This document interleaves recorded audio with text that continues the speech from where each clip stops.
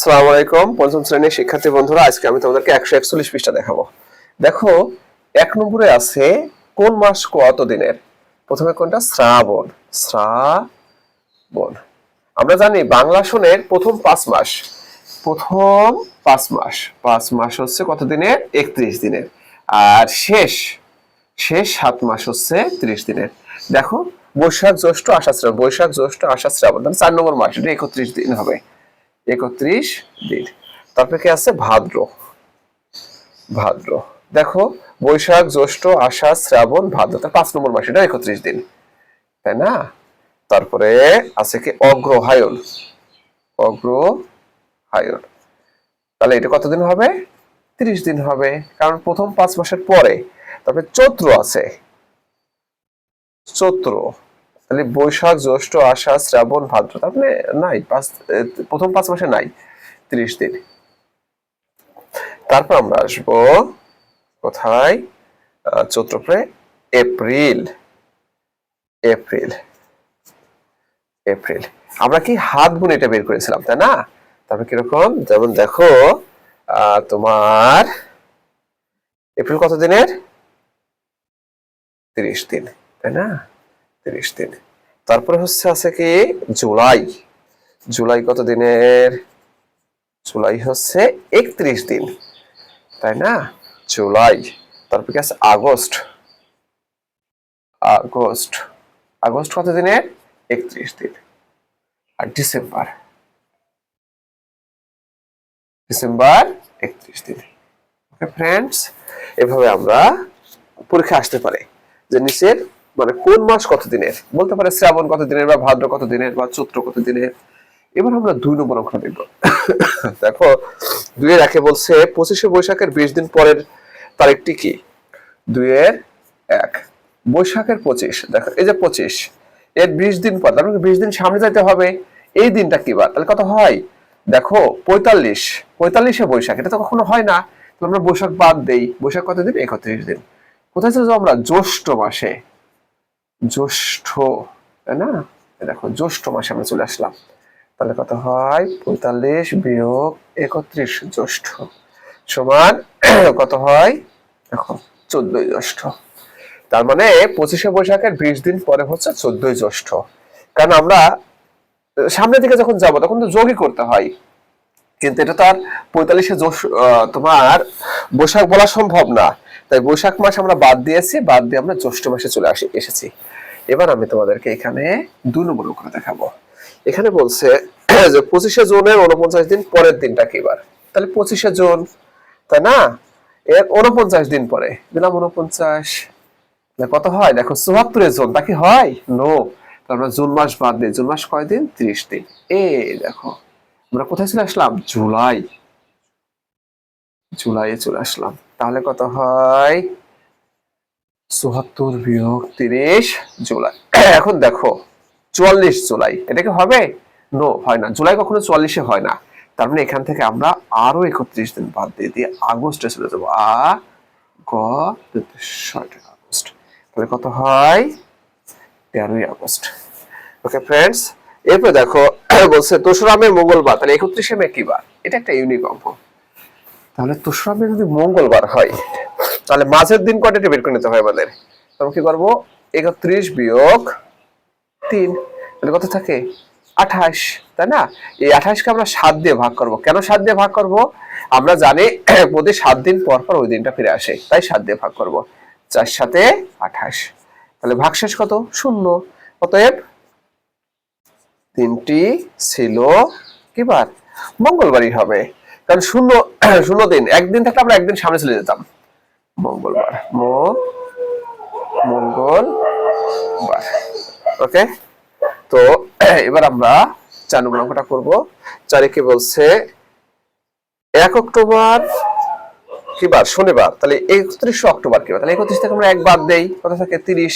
একে আমরা 7 দিয়ে ভাগ করি। কেন 7 দিয়ে ভাগ করবো? কারণ 7 দিন পর পর ওই দিনটা ফিরে আসে। 4 7 28, কত থাকে? 2। দেখো, 2 দিন সামনে যাব আমরা, তাই না? অতএব দিনটি ছিল কি বার? শনিবার ছিল না, রবি সোমবার হবে। সোমবার।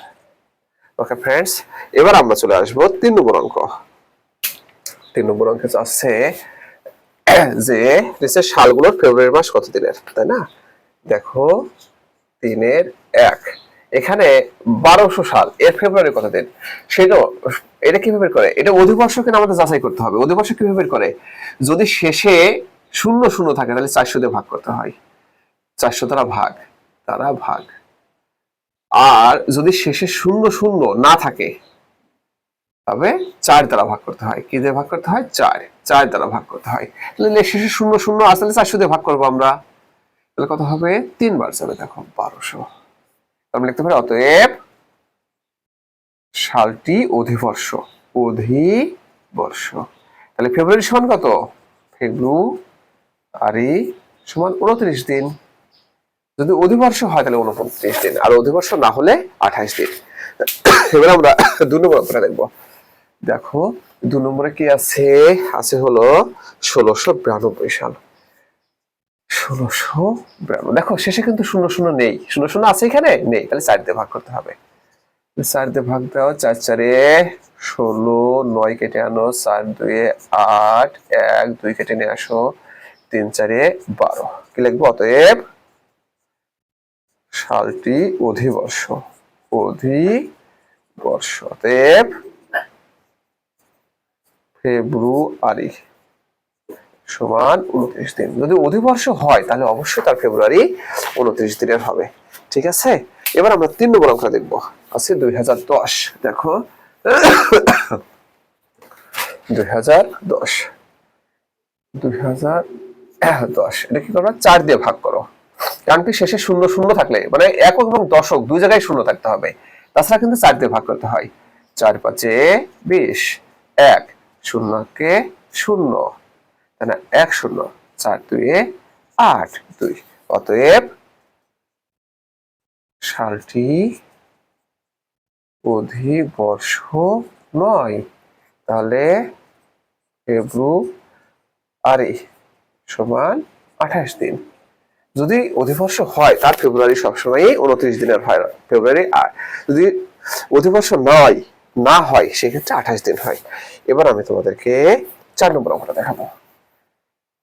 দেখো 4 নম্বরে বলছে যে 2016 সালটি অধিবর্ষ। ভালো কথা, যদি অধিবর্ষ হয় তার দিন হবে 366 দিন। 1 জানুয়ারি শুক্রবার, তাহলে 1 বিয়োগ করে আমরা 31শে ডিসেম্বর কি বার, তাহলে কত হলো? মোট 365 দিন। শোনো 365 না 1000 দিন পরে কি হবে এটাও বের করা সম্ভব। কিভাবে? 7 দিয়ে ভাগ করে। কেন? কারণ প্রতি 7 দিন পর পর ওই দিনটা ফিরে আসে, তাই আমাদের মূল টার্গেট হচ্ছে মাঝে মোট কত দিন আছে। দেখো এটা কিন্তু 1 জানুয়ারি ছিল, বলছে 31শে ডিসেম্বর, সে তো 366তম দিন ছিল, তাহলে এর মাঝে কত আছে? 365 দিন আছে। একে আমরা 7 দিয়ে ভাগ করি, 3 6 5, তাহলে 5 7-এ 35, 1 5 7 2-এ 14। দেখো 1 দিন। অতএব 31 ডিসেম্বর ছিল কি বার? এখানে ছিল শুক্রবার, 1 জানুয়ারি, তাহলে কি বার হবে? শনিবার হবে, শনিবার।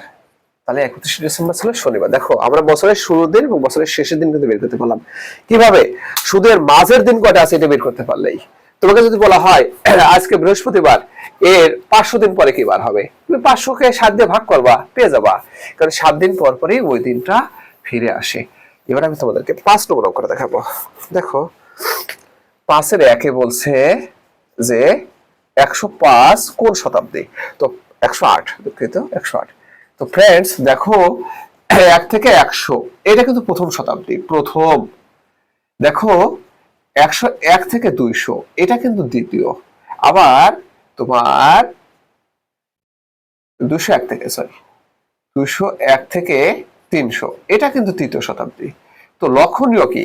দেখো এই 100 সাল কিন্তু 100তেই আছে, মানে প্রথম শতাব্দীতে আছে। 200 কিন্তু তোমার দ্বিতীয় শতাব্দীতে আছে, 300 কিন্তু তৃতীয় শতাব্দীতেই আছে। কিন্তু লক্ষ্যের বিষয় হচ্ছে 100-র পরে যখন 101-এ আসবা তখন কিন্তু সে আর তার নিজের শতাব্দীতে নাই, তখন সে দ্বিতীয় শতাব্দীতে চলে আসছে। আবার দেখো 201 কিন্তু তৃতীয় শতাব্দীর, কিন্তু 200 কিন্তু দ্বিতীয় শতাব্দীর। এটা যদি হয় তাহলে আমরা বুঝতে পারি 100 পর্যন্ত তো আমাদের প্রথম শতাব্দী, তাহলে 101 থেকে তো দ্বিতীয় শতাব্দী শুরু হয়, তাহলে এটা হবে দ্বিতীয় শতাব্দী। ঠিক আছে, তারপরে কত আছে আমাদের 1015।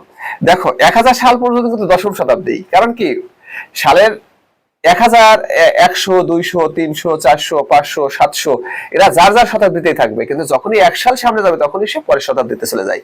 তাই এটা হবে একাদশ শতাব্দী, একাদশ শতাব্দী।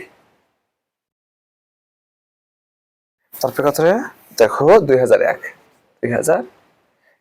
এইটা আমাদের চলতি শতাব্দী, তারপরে একাবিংশ শতাব্দী, একাবিংশ শতাব্দী। তার মানে দেখো 2000 সাল পর্যন্ত কিন্তু বিংশ শতাব্দী ছিল, কিন্তু যখন আমরা 2001-এ এসে পড়ছি তখন সেটা একাবিংশ শতাব্দী হয়ে গেছে। ঠিক আছে, তো এবার আমরা তোমাদের 6 নম্বর অঙ্কটা দেখাবো। দেখো 6 নম্বর অঙ্কটা 6 বলছে যে 10 বছরকে দিনে প্রকাশ করো। খুব সহজ। দেখো 10 বছর, তাই না? 10 বছর সমান কত? 10 গুণ 12 মাস, কারণ 1 বছর সমান 12 মাস সমান 120 মাস। এখন মাসকে আমরা দিনে প্রকাশ করব, তাই না? 1 মাস সমান কত? 30 দিন। তাহলে 120 গুণ 30 দিন, তাহলে কত হয়? 3 12 36, 0 0 এত দিন। তো ফ্রেন্ডস, এটা তো কিন্তু তোমরা এইভাবে করতে পারবা। 10 বছর সমান 10 গুণ 365 দিন সমান 3 6 5 0 দিন। তবে শর্ত আছে। শর্তটা কি? যদি পোস্টে লিখে দেওয়া থাকে যে 1 মাস সমান, দেখো এরকম লিখে দেওয়া আছে প্রশ্নে, 1 মাস, সরি 1 বছর বা 1 মাস, 1 মাস সমান 30 দিন, যদি এরকম তথ্য উল্লেখ থাকে পোস্টে, তখন এইভাবে করা বাধ্যতামূলক, এইভাবেই করতে হবে। আর পোস্টে কিছুই উল্লেখ করা নেই যে 10 বছর সমান কতদিন, তুমি সেক্ষেত্রে এটাও করতে পারবা, এটাও করতে পারবা, তোমার স্বাধীনতা। তবে যদি মাস উল্লেখ থাকে 1 মাস সমান 30 দিন, তবে অবশ্যই এইভাবে করা বাধ্যতামূলক। ওকে, আমাদের এখানে আরেকটা অঙ্ক আছে। দেখো কত নম্বর তোমার 6-এর খ। 6-এর খ, হতে বলছে 1000 ঘন্টা, 1000 ঘন্টা। তাহলে দেখো ঘন্টা থেকে কোথায় যাওয়া যায়? দিনে যাওয়া যায়। 24 দিয়ে ভাগলে দিন হয়ে যাবে। 4 24-এ 96, 4 0, 24 অক্ষে 24, তাহলে কত হয়? 6 6 1 16 ঘন্টা। আর কি হলো? 41 দিন। দেখো 41 দিনকে আমরা মাস বানাইতে পারি। কেন? 30 দিয়ে ভাগ করে, 30 একে 30, তাহলে 1 1, তাহলে এটা মাস হয়ে গেল। এটা মাস, এটা দিন কিন্তু দিনই রয়ে গেছে। কেন? কারণ দিন হইতে তোমার 24 ঘন্টা লাগবে, তাই না? মানে মানে মাস যদি বানাইতে চাও দিনকে, তাহলে তোমার অবশ্যই 30 দিন লাগবে, তার সাথে তোমার 11 দিন, তার মানে কি এই দিন দিনে থেকে যাবে। অতএব উত্তর কি হবে? 1 মাস, এই যে 1 মাস, তারপর কত? 11 দিন, এই যে 11 দিন, কারণ এটার মাসে রূপান্তরিত হতে পারে নাই। আর কত? 16 ঘন্টা, এটাও ঘন্টা থেকে যাবে। কারণ কি দিন যদি হইতে হয় দেখো 24 ঘন্টা হইতে হবে, কিন্তু আমাদের কাছে আছে তো 16, তার মানে কি 16 16ই থাকবে, 16 ঘন্টা। ওকে, এবার আমি তোমাদেরকে 7 নম্বর অঙ্ক দেখাবো। বলছে 24 ঘন্টার সময়সূচিতে প্রকাশ করো। দেখো তোমাদেরকে বলেছিলাম 24 ঘন্টার সময়সূচিতে কিভাবে প্রকাশ করা হয়। যদি অপরাহ্ন থাকে, অপরাহ্নের সাথে 12 যোগ করতে হয়, আর পূর্বাহ্নের কোনো পরিবর্তন হয় না। দেখো 1 নম্বরে আছে অপরাহ্ন। অপরাহ্ন কত? 3টা, এর সাথে 12 যোগ দাও। দেখছো সবসময় অপরাহ্নের সাথে 12 যোগ হবে, তাহলে 15টা হবে, তাই না? 2 আছে কি? অপরাহ্ন কত? 11টা 42, এর সাথে 12 যোগ দাও, তাহলে কত হয়? 23টা 42। তারপরে তোমার দেখো 3 আছে কি? পূর্বাহ্ন। পূর্বাহ্ন কত আছে? 0 তোমার 20 সমান কত হবে? 0 0 20। দেখো তবে 24 ঘন্টা সবসময় কিন্তু 2 অঙ্কের হয়, তাই এখানে একটি শূন্য আছে, কিন্তু 2টা শূন্য দিতে হবে, এই হলো পার্থক্য। পরেরটা দেখো পূর্বাহ্ন আছে 4, পূর্বাহ্ন 12:0, তাহলে কি হবে? এখানেও 12:00 হবে, কারণ পূর্বাহ্নে কোনো পরিবর্তন হয় না। সব পরিবর্তন কোথায় হয়? অপরাহ্নে। অপরাহ্নের সাথে 12 যোগ করতে হয়। তো ফ্রেন্ডস, এবার আমি তোমাদেরকে 8 নম্বর দেখাবো। 8 নম্বরে কি বলছে? 12 ঘন্টার সময়সূচিতে প্রকাশ করো, তাই না? তাহলে দেখো 12 ঘন্টা সময় নিয়ম কি দেখো, 13টা থেকে 24টা পর্যন্ত, এই 13 থেকে 24 পর্যন্ত পর্যন্ত কি হয় 12 বিয়োগ হয়। আর এর আগে পরে নো চেঞ্জ, কোনো পরিবর্তন হয় না। দেখো 0204, তাহলে কি হবে 2টা 4 হবে। এখানে আবার এক অঙ্কের হয়ে যাবে, 2 অঙ্ক থাকলে এক অঙ্ক হয়ে যায় 12 ঘন্টা সময়, তাই না? 2 নম্বরটা কি আছে দেখো 15টা 34, অবশ্যই এখানে 12 বিয়োগ হবে। কেন? এ দেখো 13 থেকে 24 পর্যন্ত 12 বিয়োগ হয়, তাহলে কত হয় 4 3 3, ঠিক আছে, 3টা 34। 3 নম্বরটা দেখো কি বলছে 24টা অবশ্যই 12 বিয়োগ হবে। কেন? এই যে বলা হয়েছে 13 থেকে 24 পর্যন্ত 12 বিয়োগ করতে হয়, 12:00। 4 নম্বর অঙ্কটা দেখো আছে কত 21টা 13, তাহলে এখান থেকে 12 বিয়োগ হবে এই নিয়ম অনুসারে, তাই না? 3 1 9। ওকে ফ্রেন্ডস, এবার আমরা শেষ অঙ্কটি দেখব। কি আছে, একটি ট্রেন কোনো শহর থেকে 11:50-এ গন্তব্যে পৌঁছায়, না ত্যাগ করে 15:25-এ গন্তব্যে পৌঁছায়, তাই না? ট্রেনটির কত ঘন্টা কত মিনিট সময় লাগলো, এটা আমাদের বিয়োগ করতে হবে, করে বেরিয়ে আসবে। তো আমি লিখবো ঘন্টা মিনিট কত পৌঁছায় কত 15 ঘন্টা 25 মিনিটে, আর 11 ঘন্টা 50 মিনিটে ত্যাগ করে। তো ফ্রেন্ডস এখানে যদি ছোট হয় তাহলে কি করতে হয়, এখানে যেহেতু ওর নেই তাহলে ওর কাছ থেকে নিতে হবে, তাহলে ও 14 হয়ে গেল, ওর কাছে 1 নিলাম, তাহলে ওর সাথে আমি 60 যোগ করে দিই, তাই না? ওর 1 যোগ করে দিলাম, তাহলে কত হয় 85 থেকে 50 বাদ দাও 35, তাহলে কত হয় 35 মিনিট। 35 মিনিট, আর এখানে কত থাকে 3 ঘন্টা। 14 থেকে 11 বাদ দাও 3 ঘন্টা, তাহলে কত হবে পৌঁছাতে সময় লাগবে 3 ঘন্টা 35 মিনিট। তো সবাইকে অসংখ্য ধন্যবাদ।